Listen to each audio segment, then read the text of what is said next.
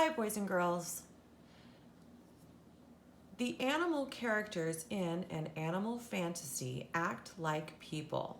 In the next story, you will read about a smart little chick who has a great idea. What do you want to find out? Set a purpose for reading. Now, a purpose is a reason why we read. So think about what you want your purpose to be before we read. Our question this week is, when does a problem need a clever solution? What do you know about the word clever? Is there another word that you could put in the place of clever that would help you to understand what it means? What about creative? When does a problem need a creative solution? Does that help you understand the meaning for clever? Clever is something that's done in an unusual way or in a creative way. And then our solution would be the answer to the problem. What solves the problem? Our story this week is called Tippy-Toe Chick, Go! It's written by George Shannon and illustrated by Laura Dronzik. I hope you enjoy our story.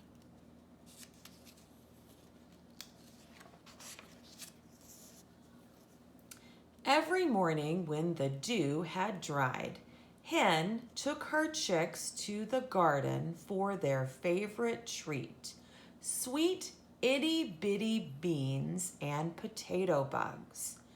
Hen, big chick, and middle chick next, with little chick trailing along behind, stopping to wonder at this and that.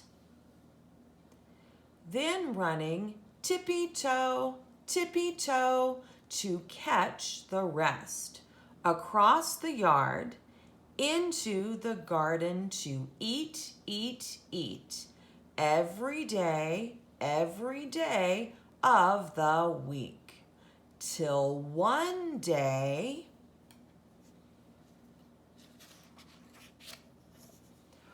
ruff, ruff, ruff, ruff, ruff. A big grumpy dog came running their way, barking and growling at the end of a rope. Hen jumped back and pulled her chicks near. There's no safe way to the beans today. We'll just have to wait for chicken feed. All three chicks said black and frowned. We're hungry. You promised. We did our chores. Hen sighed, but we'll never get past a dog like that.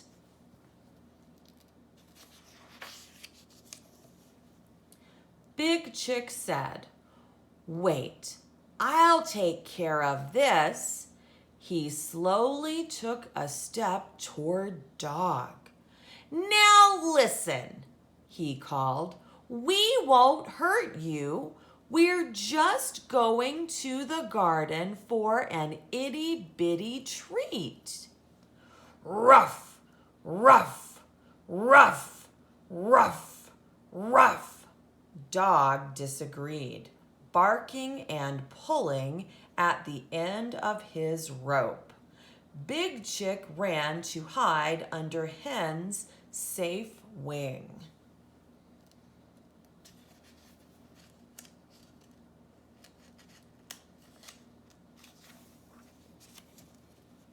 Middle Chick took a breath, then stepped toward Dog. I'm hungry, so you'd better stop it right now, or you'll be sorry when we get hold of you. Ruff, ruff, ruff, ruff, ruff.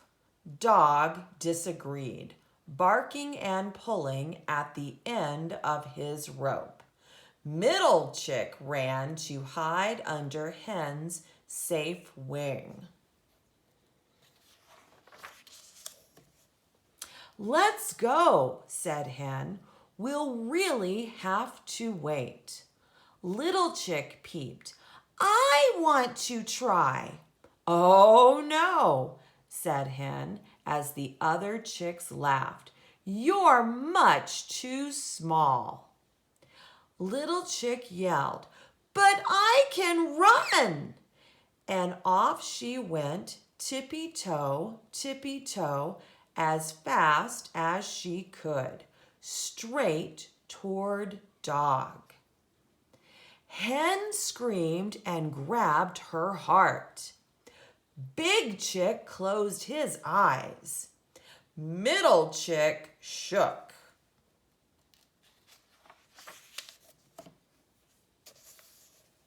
Little Chick ran tippy-toe, tippy-toe, without stopping to rest till she felt Dog's breath.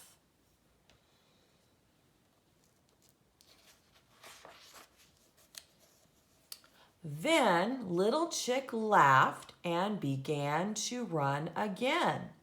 Tippy-toe, tippy-toe, around the tree. Dog chased after her, tugging at his rope. Ruff, ruff, ruff, ruff, ruff.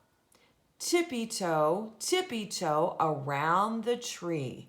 Tippy-toe, tippy-toe, tippy, ruff, ruff, ruff. Around and around, tippy-toe, tippy-toe, till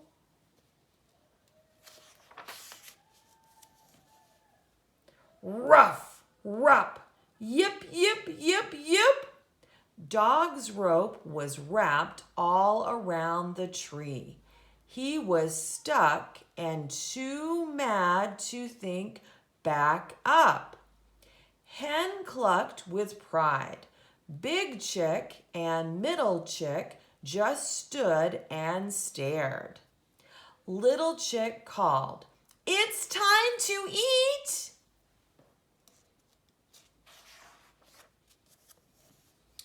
And off they ran, tippy-toe, tippy-toe, right past Dog and into the garden for their favorite treat. Sweet itty-bitty beans and potato bugs. Yum!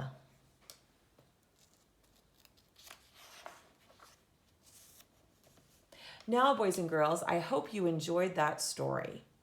Now, on your own piece of paper or in your writing notebook, I want you to think about these questions. Pause the video at the end of each question so that you can write down your answer. Okay, let's start with number 1. So write a number 1 on your paper. Here's your question. 1. How can being little be helpful? Think about that. Pause the video. Write what you think. How can being helpful, or how can being little be helpful?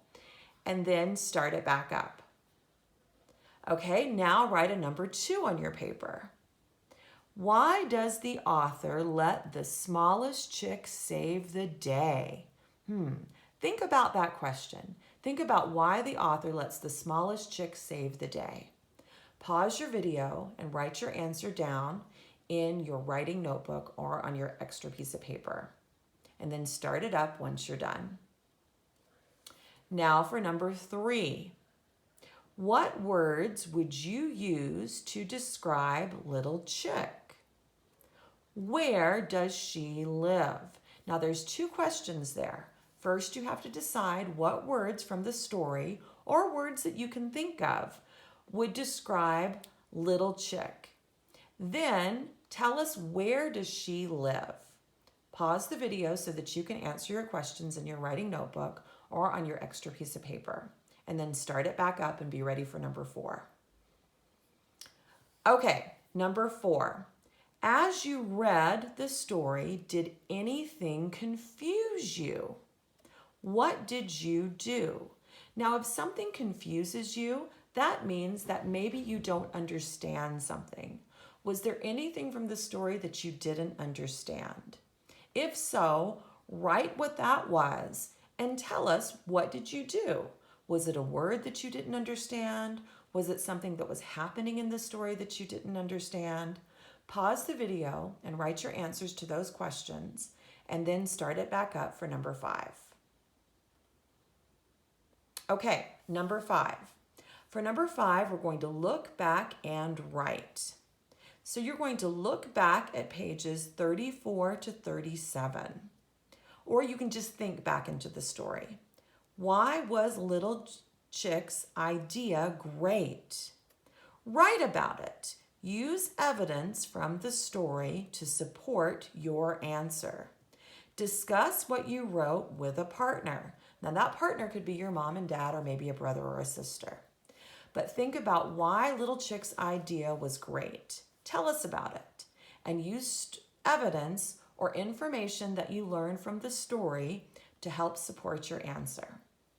Okay, thanks, boys and girls.